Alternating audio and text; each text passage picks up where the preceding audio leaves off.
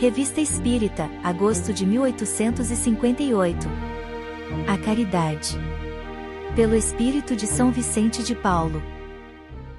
Sociedade de Estudos Espíritas, sessão de 8 de junho de 1858. Sede bons e caridosos, eis a chave do céu, posta em vossas mãos. Toda a felicidade eterna está contida nesta máxima: amai-vos uns aos outros.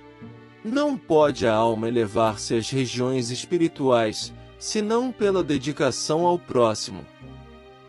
Ela não encontra felicidade e consolação, senão nos arroubos da caridade. Sede bons, ajudai os vossos irmãos, ponde de lado essa horrível chaga do egoísmo. Esse dever cumprido vos deve abrir as vias da felicidade eterna. Aliás, quem dentre vós não sentiu o coração pulsar, e sua alegria íntima expandir-se pela prática de uma obra de caridade?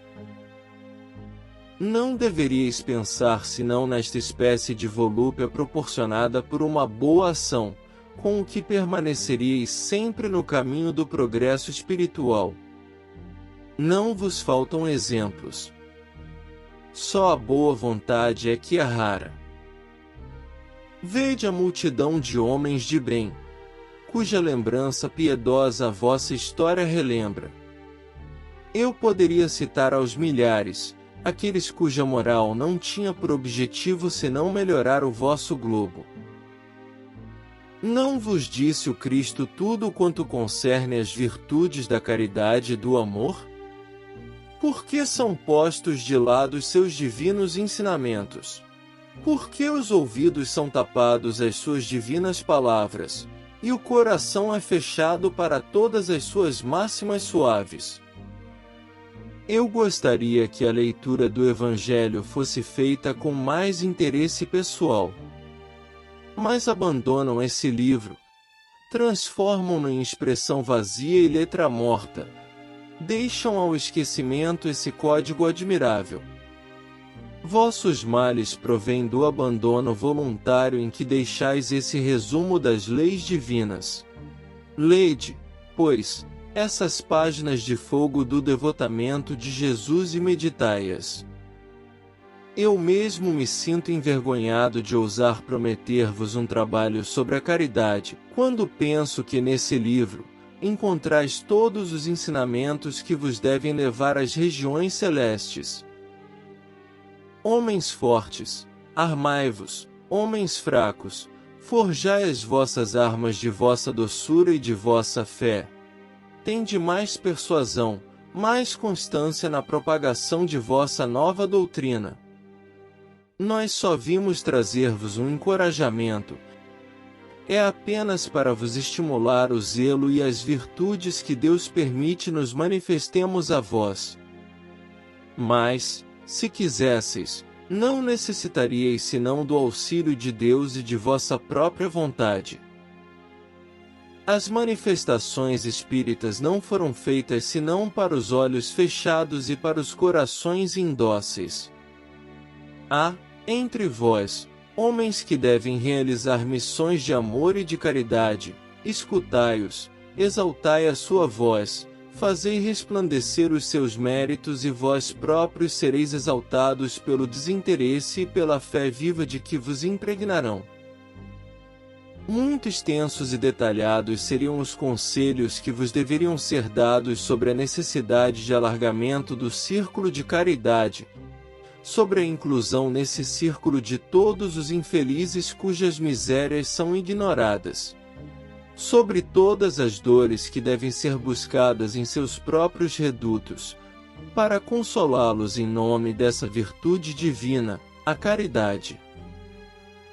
Vejo com satisfação quantos homens eminentes e poderosos colaboram na busca desse progresso, que deve reunir todas as classes humanas, os felizes e os desgraçados. Coisa estranha! Todos os infelizes se dão as mãos e se ajudam reciprocamente na sua miséria. Por que os felizes demoram tanto para ouvir a voz do infeliz? Por que se faz necessária uma poderosa mão terrena para dar impulso às missões de caridade? Por que não respondem com mais ardor a esses apelos? Por que permitem que a miséria, como por prazer, macule a imagem da humanidade? A caridade é a virtude fundamental que deve sustentar todo o edifício das virtudes terrenas. Sem ela não existem as outras. Sem caridade não há fé nem esperança, porque, sem a caridade, não há esperança de uma sorte melhor nem interesse moral que nos guie. Sem a caridade não há fé, porque a fé é um puro raio que faz brilhar uma alma caridosa. Ela é a sua consequência decisiva. Quando deixardes que o vosso coração se abra à súplica do primeiro infeliz que vos estender a mão? Quando lhe derdes sem se perguntar se sua miséria é fingida ou se seu mal tem um vício como causa? Quando deixardes toda a justiça nas mãos de Deus? Quando deixardes a cargo do Criador o castigo de todas as falsas misérias? Enfim, quando praticardes a caridade pelo só prazer que ela proporciona, sem questionardes a sua utilidade, então sereis os filhos que Deus amará e que chamará para si. A caridade é a âncora eterna de salvação em todos os globos. É a mais pura emanação do próprio Criador. É a sua própria virtude, que lhe dá às criaturas. Como poderíeis desconhecer essa suprema bondade? Com tal pensamento, qual seria o coração bastante perverso para recalcar e repelir esse sentimento divino? Qual seria o filho suficientemente mau para se rebelar contra a doce carícia da caridade? Não ouso falar daquilo que fiz, porque os espíritos também têm o pudor de suas obras. Mas, penso que a obra que iniciei é uma daquelas que devem contribuir muito para aliviar os vossos semelhantes.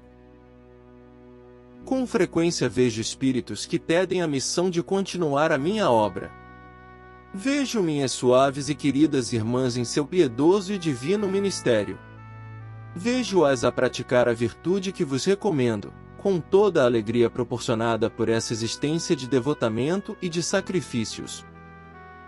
É para mim grande felicidade ver quanto seu caráter é honrado, quanto sua missão é apreciada e docemente protegida.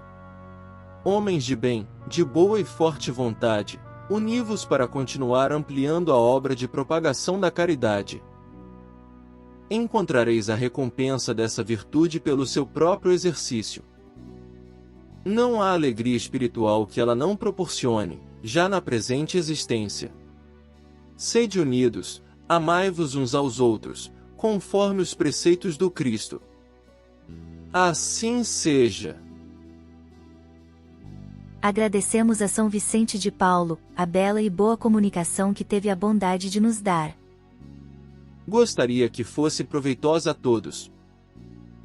Poderíeis permitir-nos algumas perguntas complementares a respeito do que acabastes de dizer? Certamente, pois meu objetivo é esclarecer-vos. Perguntai o que quiserdes. A caridade pode ser compreendida de duas maneiras: a esmola, propriamente dita, e o amor aos semelhantes.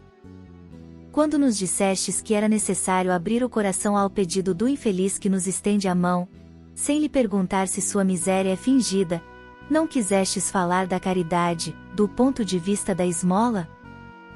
Sim, apenas nesse parágrafo. Dissestes que deveríamos deixar à justiça de Deus a apreciação de falsa miséria. Entretanto, parece-nos que dar sem discernimento àqueles que não necessitam, ou que poderiam ganhar a vida por um trabalho honesto, é encorajar o vício e a preguiça. Se os preguiçosos achassem facilmente aberta a bolsa alheia, multiplicar-se-iam ao infinito, em prejuízo dos verdadeiramente necessitados. Podeis identificar os que podem trabalhar, e então, a caridade vos obriga a tudo fazer para lhes proporcionar trabalho. Entretanto, também há pobres mentirosos, que sabem muito bem simular misérias que não padecem.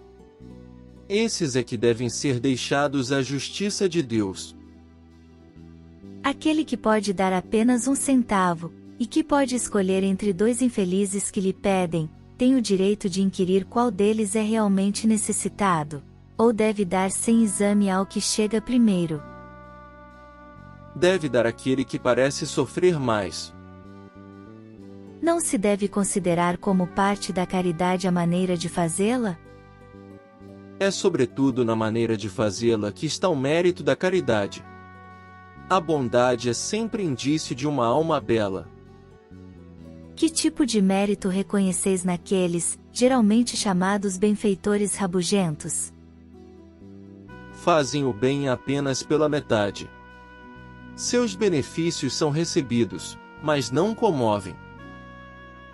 Disse Jesus: que a vossa mão direita não saiba o que faz a esquerda.